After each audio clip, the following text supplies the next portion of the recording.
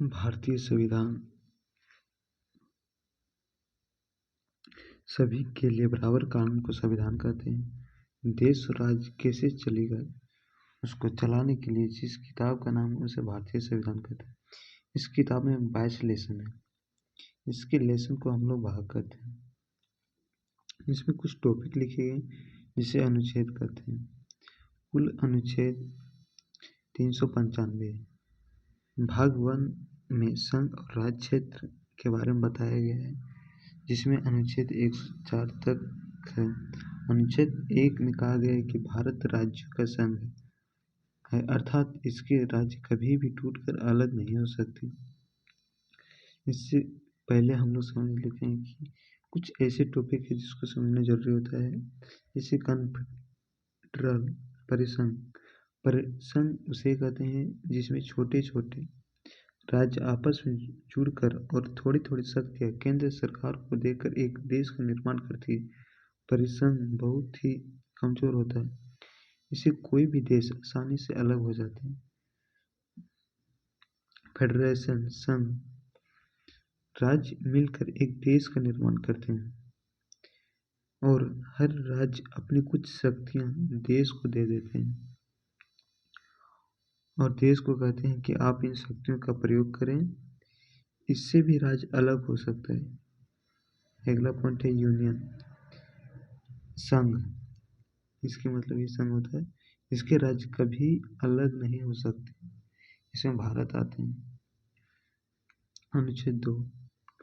अनुच्छेद 2 में कहा गया है कि संसद को यह अधिकार है कि भारत के बाहर कोई देश है तो उसे भारत में मिला सकता है, या किसी देश का कोई टुकड़ा है जो भारत में मिलना चाहता है उसे मिला सकते हैं। अनुच्छेद 2 कहता है कि संसद राष्ट्रपति को पूर्व अनुमति सूचना पर किसी विदेशी राज्य को भारत में मिला सकती है, जैसे सिक्किम। इसके लिए 35वां संशोधन 1974 में सिक्किम को राज्य बनाया गया था। इसके लिए संविधान में एक स्पेशल अनुच्छेद 2 का जोड़ा गया था, लेकिन फिर सिक्किम को 36वां संविधान संशोधन 16 मई 1975 के द्वारा भारत का 22वां राज्य बनाया गया। अनुच्छेद 3 में कहता है कि संसद राष्ट्रपति के पूर्व अनुमति से भारत के किसी भी राज्य को बिना उसके अनुमति से उस राज्य का में नाम, सीमा, क्षेत्र में परिवर्तन कर सकती है।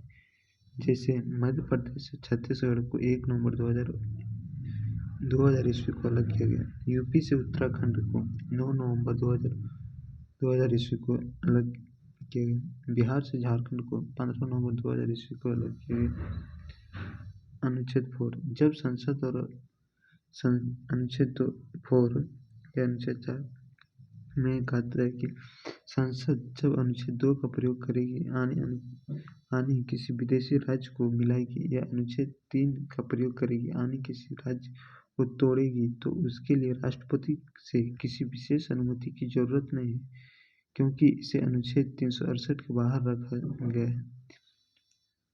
जिसको अनुच्छेद 368 में रख दिया जाता है उसमें राष्ट्रपति का हस्ताक्षर जरूरी होता है।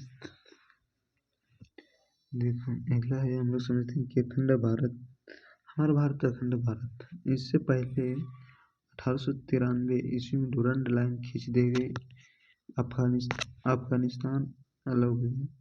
यह अखंड भारत का पहला टुकड़ा था। अखंड भारत का दूसरा टुकड़ा 1935 में म्यांमार बर्मा जिसको कहते हैं अलग हो गया 1935 में। अखंड भारत का तीसरा टुकड़ा पाकिस्तान 1947 में अलग हो गया। पाकिस्तान के विभाजन मुस्लिम जनसंख्या पर हुआ था। एक और पूर्वी पाकिस्तान और दूसरी ओर पश्चिमी पाकिस्तान हो गए। बाद में पूर्वी पाकिस्तान बांग्लादेश बन गया। रेड क्लिफ रेखा जो भारत पाकिस्तान को अलग करती है और भारत बांग्लादेश के बीच बॉर्डर को जीरो लाइन से जानते। अंग्रेजों ने देशी रियासत को 3 विकल्प दिया था। पाकिस्तान में मिल जाए दूसरा, भारत में मिल जाए तीसरा स्वतंत्र देश बना। जब देश आज़ाद हुआ तो भारत में 552 देशी रियासत थी। 552 रियासतों को मिलाकर फेडरेशन बनाना संभव नहीं था, इसलिए सरदार पटेल को जिम्मेदारी दी गई कि इसे मिलाकर यूनियन बनाए। इस काम में 3 लोगों की महत्वपूर्ण भूमिका थी। पहला सरदार पटेल, दूसरा बीपी मेनन, तीसरा माउंटबेटन। इन लोगों ने सभी राज्यों को भारत में विलय करा दिया, किंतु 3 राज्य भारत में विलय के लिए तैयार नहीं थे। पहला हैदराबाद। हैदराबाद के निजाम हैदराबाद को पाकिस्तान में मिलाना चाहते थे, किंतु सरदार पटेल ने पुलिस की वर्दी में सेना भेजा, जिसे ऑपरेशन पोलो कहा गया। इसी के तहत हैदराबाद को मिला लिया गया। दूसरा, जूनागढ़। यह गुजरात का एक रियासत था जो पाकिस्तान में जाना चाहता था, किंतु सरदार पटेल ने जनमत संग्रह कराकर रेफरेंडम से भारत में मिला दिया। जम्मू कश्मीर। तीसरा, जम्मू कश्मीर। यहाँ की जनता मुस्लिम थी, लेकिन राजा हिंदू हरी सिंह थे। उन्होंने कहा, हम न भारत में रहेंगे न पाकिस्तान में रहेंगे, हम स्वतंत्र देश बनाएंगे। तब तक पाकिस्तान आतंकवादियों का घुसपैठ करा दिया। जब हरी सिंह को लगा कि हम नहीं बचेंगे, तब हरी सिंह नेहरू के पास आए और सरदार पटेल ने 26 अक्टूबर 1947 को विलय पत्र पर हस्ताक्षर कराकर भारत का अंग बना लिया। इन सभी देशी रियासतों को मिलाकर एक भारत का निर्माण किया गया। इस भारत को 4 भागों ABCD में बांटा गया। पहला, ब्रिटिश प्रोविंस, वह राज्य जहाँ अंग्रेजों का शासन था, नो था। ब्रिटेन्स इसलिए स्टेट, वह राज्य जहाँ देशी रियासतों का शासन था, ये भी नो था। तीसरा, कमिश्नरी, वह बड़े शहर जहाँ केवल अंग्रेज कब्जा किए थे, ये 10 थे। चौथा, यूनियन टेरिटरी, केंद्र शासित प्रदेश, एक था। इसमें जैसे कि एस्केदर कमेटी, भाषाई आधार पर राज्यों के गठन के लिए सबसे पहले 1948 में एस्केदर आयोग का गठन किया था, किंतु इसमें भाषा के आधार पर 4 राज्यों का गठन का विरोध किया। JVP समिति, J for Jawaharlal Nehru, V for Pattabhi Sitaramayya, P for Sardar Patel. उन्होंने भी भाषाई आधार पर राज्यों का गठन का विरोध किया था।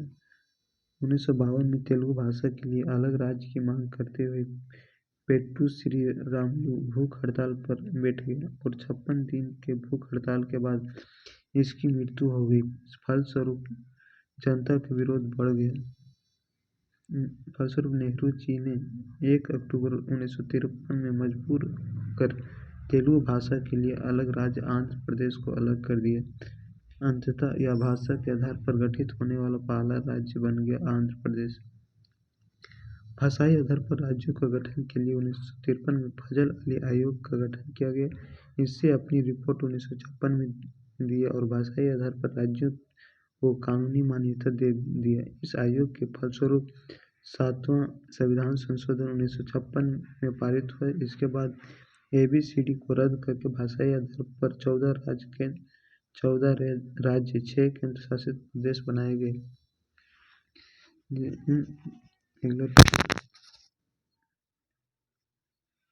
PEPSU, Patiala east Punjab state union, Punjab राज्य का पुनर्गठन शाह आयोग की सिफारिश पर हुआ। पेप्सू 4 भाग में टूट गया।